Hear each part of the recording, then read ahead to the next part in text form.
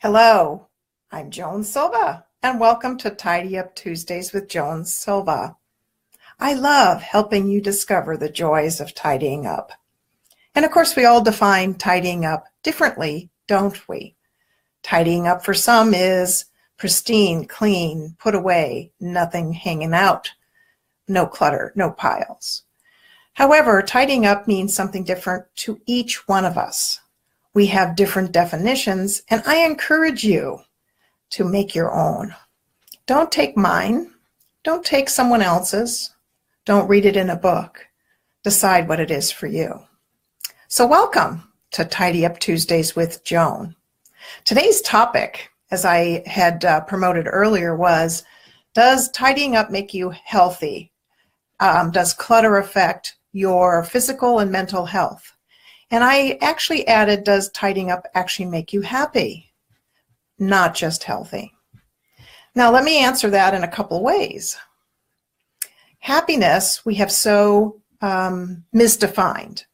In other words, we define it as some kind of over-the-top, woohoo, isn't this fun, roller coaster kind of behavior. Or I got a new car, can you believe it? Until the car payment comes in. So happiness is not that exuberance. It actually is a much quieter, subtle comfort, joy, kindness. So notice that when you tidy up, are you expecting to be happy when it's all done? Here's the thing. I had a mentor say this to me once, that I was so drawn to my to-do list. I'm a to-do list gal. I like to get her done. That I would be excited by crossing it off, which gives me a sense of productivity and accomplishment. So, by the way, there's nothing wrong with that. However, I was so focused on getting to the destination that I didn't enjoy the beautiful journey and ride along the way. So notice if you do the same thing with tidying up. So let me say hello. Hey, Charlene. Hello, Annie. Thank you for the good morning, Annie. I do appreciate it. I love it when people respond and give me some feedback, so I don't feel like I'm just barking in the dark here or yakking your ears off and you're like, okay, toodles, Joan. So thank you for that. And of course, they have those fun little Facebook emojis, little faces. Feel free to use those too. I appreciate that. So notice if you are using, I got to get this clean, got to get this clear. And I've done this, and I actually have to catch myself when I do this, even to this day. If I just get that cabinet cleared out, if I just get that hutch, if I just get that counter, if I just get my desk or that paperwork, if I just get it cleared, I'll feel accomplished and it won't bother me so much. And somewhat that's true, and somewhat that's not. But today let's talk about, not but, and let's talk about how clutter affects you. I love the professional organizer who's been on many TV shows. He actually was on Oprah for many, many years. He's a professional organizer and writer, and he actually has shared much wisdom over the years. I love his book called Does This Clutter Make My Butt Look Big? I did have to chuckle at that because he has shown that there is a definite link between overconsumption of stuff and overconsumption of food. Now, of course, for me, being the money gal that I have been over the years, helping people tidy up in their money area, not just their things, what I have noticed is that overconsumption in general affects your money. So when we have lots of stuff, we tend to overspend, overconsume things, which cost us in time, money, and management. So let's talk about how clutter affects our physical health. I made a little list here. Let me share those with you. See if you agree with me. So the first one I'm going to go over is physical health. How does clutter affect our physical health? Now, some of us are going to say, well, hello, duh, Joan, this makes sense. But there are a lot of people when they have piles of things and dust and things like this, they don't really notice that it actually physically affects them. And I will go next into how it mentally affects you. But let's talk the physical aspects. It actually agitates your allergies, exacerbates it. So you're thinking, oh, everything's cool. I have my allergies under control. I'm eating the right way. I've, taken the right herbs, whatever. Like for me, I have filtered water in my showers because I've gotten away from chlorine. And so you think, oh, I've done all the right things. And yet there sits that pile of clutter. For most of us, the biggest places that couples argue over is closets. Isn't that fascinating? I would assume my husband and I have had the same thing. He has one side of the closet, I have another. We have a very large walk-in closet. Thank you very much to California Closets many years ago that came in and made our closet so nice and pretty. My husband loves to put stuff on his shelves, not necessarily clothes. We finally had a conversation around that, how I walk in that closet too, and what it does for me energetically, not to mention what it may do for him, how it also traps dust and a lot of other things too. So it exacerbates allergies. Another physical part is it's a germ haven. Speaking of which, we don't realize under those piles and with those piles, we may not even recognize there's something that's actually cultivating germs. So here we are rushing out to get our flu shots, which I don't tend to do. So those of you who really do want to do that, by the way, then we forget that there's those piles, those things, that packed garage and bedroom that we forget harbors germs. So here's another one. It risks fire and injuries. Hey, big box of stuff. Someone on Facebook the other day, she was talking about how she had been working at tidying up, clutter clearing, releasing stuff, getting rid of things. And one of her boxes she tripped on and ended up actually hurting herself because she lost her balance and rammed her shoulder, which was already, I think it was either injured or bothering her to begin with, into the wall. Ended up having to go to the doctor and have one of those injections put in. So yes, our stuff does get in the way. And without realizing it, we get in a hurry or we forget it's there. Hard to believe we forget it's there, but we do. We go eye blind. I call it nose blind, but it's actually, you get used to it after 21 days. So another physical health issue is it decreases the odds you'll exercise. There's something about the heaviness of it that just causes us to just hunker down and get overwhelmed and exhausted. But here's the real reason. You can't find your sneakers to go out and jog. Where's that cute little jogging outfit so I look cute when I'm out there walking? You know what I'm saying. It does cut down on the odds. So hi, Stacy. Thank you for joining me as well. And as Peter Walsh says, there is a link between overconsumption of stuff and overconsumption of food. So, hey, makes you fat, makes you overweight. So the other one is it depletes your energy. As I mentioned, it just is so heavy, and we don't recognize that the weight of that, no matter the pile. By the way, for some, it could be a huge hoarding issue. Others, it could just simply be my desk is piled high, or a corner has stuff in it, or every time I turn around, the mail and all the piles are on my dining room table. I can't even eat there. So keep in mind that you get to define what that is. What is that clutter for you?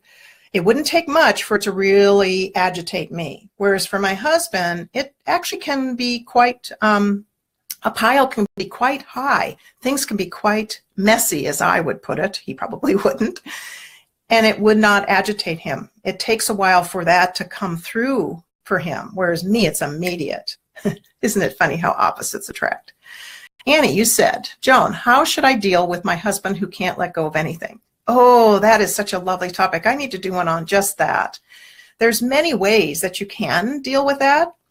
Hopefully one of them is that you can have a communication with them and talk about how it affects you, what it does to you, and try to come to some kind of a central ground together. What does that look like? And don't pick the whole house.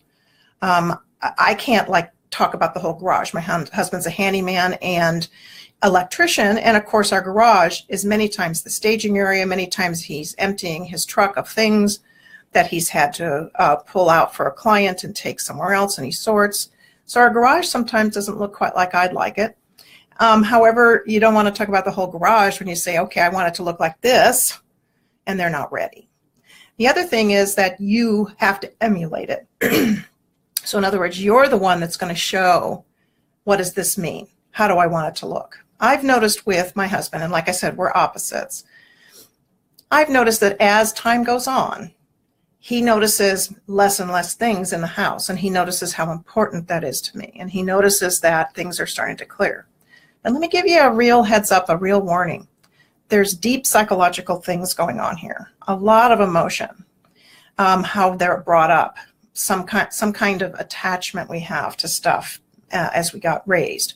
When we bring stuff into our home, they've noticed, they've done studies that we now own it. We just won't let go of it. So the idea is to try not to bring it in the first place. A client of my husband's moved from a larger home to a slightly smaller home, very large home to a slightly smaller home. So they're having to look at that. And as my husband was helping them move major things from the big house down to the new home, the newly built, slightly smaller home, they did not know what they were going to do with the shelving that they had put in the garage. And he had said to his client, because of the work I do, he said, you might consider not bringing it in if you're not going to keep it, because once it comes into the new place, you now own it, and now you can't let go of it. It's much harder. So my suggestion is don't bring it in the first place. But of course, preaching to the choir here, aren't I, Annie? It may not work with your hubby, but it may be one of those things you can have a conversation around. But let's face it, I will tell you, I've done this. Don't purge for them. Pisses them off, and it actually makes it go deeper, because then they think you're doing things behind their back, and it builds distrust. So you really do have to kind of balance that. He's not used that for 25 years. It's been in a box in that corner. I'm going to take it out. Hey, Elizabeth, thank you for joining me. So does anybody else have another question around tidying up and what that means for them and how it affects their health or their energy? I'd love to hear your side of that. So let's talk about the mental health aspects of clutter. Did you know it actually reduces productivity? It increases stress and anxiety. They've noticed that clutter and managing of that. And I will tell you that I'm really good at managing stuff. I would organize it, put it all tidy in a closet on the shelves. I used to put it under the bed till I realized that was negative chi. Blocks really flow and sleep and rest and restoration in the bedroom. And I would have it packed away. Someone else made a comment on Facebook that said when her husband passed, which I'm really sorry, when someone goes through this, not only is it, here you are grieving and sadness, and now you have to touch their things and do something with them, how difficult that is. So I just want to say that, when you deal with stuff, you really have to pay attention to the emotional attachment to it, because it has a tremendous amount of energy and it builds stress and anxiety, as it did for her trying to decide what to do with it. And she didn't realize how good he was, like I am, packing it away so you don't notice how much it is. We're very good at hiding it. And of course, the multi-billion-dollar storage facilities, they know that. And I noticed right after the holidays going into the new year that many of the big box stores were promoting storage units, not as in the physical units, but the bins, the containers, discounts, buy two, get one, that kind of thing. They know that suddenly after Christmas or Hanukkah or the holidays into the new year, let's just say, that suddenly we want to organize and get rid of the mess. So it also exacerbates and increases phobias or other mental issues. They've put a connection to that it actually stirs that up too. It strengthens procrastination. So let's say, you don't put that away. You don't deal with that. You're saying, I'm just not going to do that right now. I'll do that tomorrow. And weeks or months go by, if not years. It strengthens the concept of procrastination. Reminds me of setting your alarm to get up and go exercise. And you hit the snooze and you don't do it. You hit the snooze again and don't do it. And eventually you're just too late. It's time to get up and go do what you need to do, which might be work or your business or something else. And suddenly you've told yourself you aren't honoring yourself. Whatever comes out of your mouth, and I'm going to say out of your head, and you make a commitment to, suddenly you're saying, I don't believe me. I make all sorts of promises and I don't honor them. So that's a form of procrastination as well. But yet it's even deeper than that. You're actually saying, I don't trust me. So welcome, Maria and Suzanne. Thanks for joining me. You want to give me a little emoji, Facebook emoji? I'd really love that. Or a comment would be great as well. I always enjoy those. And by the way, if I don't address them here on the video, many times I do, I almost always do. After the video closes, I do interplay with a question you might have. So feel free. It also weakens decision-making skills. So you're telling yourself, again, I can't make a decision. I keep putting it off. And that actually doesn't build a muscle other than not making a decision. Of course, that's a decision, isn't it? If you don't do it, that is a decision. And then finally, it prevents living in the moment. So it's much more difficult to live in the moment if you're constantly looking at accumulation of your past. And that's constantly nagging at you and dragging you down and making you feel crummy. So you want to be sure to recognize that it actually is an energy that just pulls you down. So let me go back to the question, does tidying up make you happy? Does it keep you healthy? And I would say it can be a yes. It also can be a no, because happiness isn't based on how tidy I am, how quickly I clear it, how I checked off my to-do list, how that corner got clear, how I finally got my money managed. Because, by the way, tidying up is also in money, which has been my expertise for going on 20 years, helping people tidy up around their beliefs and how they spend their money. Because we're a society of consuming, and we don't recognize how painful that is to our pocketbooks till we get the credit card bill or our bank statement shows us. Usually it's online, of course. Oh my goodness, I didn't realize I didn't have enough money to pay my bills. So I'm Joan Silva. I am your tidy up gal, or as a friend of mine calls me, the Queen of Clean. I do have an opportunity for you that you might enjoy, that might be helpful to you. I call it Tidy Up 10. And I actually am going to start offering Tidy Up 20, Tidy Up 30, Tidy Up 30, Tidy Up 40, different increments of 10 minutes. And the reason I'm saying that is because here I'm offering you Tidy Up 10 for $25. Want to get focused? Want to notice where it's bothering you mentally and physically? What's that one area, bang, that you and I together can say, let's hold hands, let's talk about this, let's make a plan. And so, Annie, even like when you asked me about how do you deal with your husband and his letting go and how difficult it is for him to let go, we could have a deeper conversation around that, because there are things that you can settle in, be with, understand, and help yourself deal with, because it really is about your energy. And I do get it. Sometimes we have to be pretty strong and pretty stern, say that enough already. And that's not always easy for any of us. So again, Joan Silva, you can reach me at joan@joansilva.com.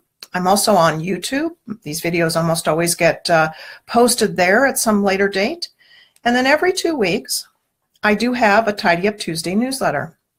It just went out this morning, and it was about, is it time for you to file? And I usually do a very short clipped video so that the content is pretty dense, pretty easy, pretty quick, just reminds you of something. And this last week it was about, is it time to purge those files? And I showed you one of my files. So if you want to get that, please let me know and I'll send it your way. Again, thank you for joining me for Tidy Up Tuesdays. I tend to do this every Tuesday, although next Tuesday I will be facilitating an all-day retreat for a client of mine. So I more than likely will do it really late in the day or really early in the morning, or send a video. So feel free to be in touch with me. And, you can subscribe to my YouTube station so you get my videos regularly as well. I always love that. I get Stephen Colbert's. I think it's fun. Click, there it comes. And I also get the Minimalists.